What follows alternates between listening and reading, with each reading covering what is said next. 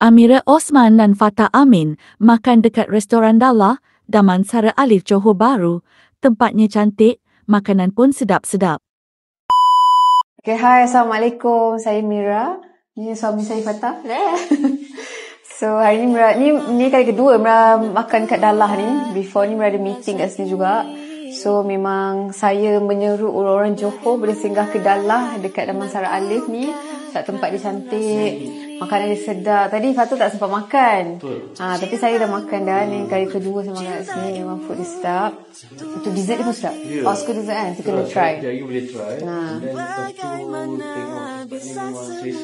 selesa. Try dulu. Betul?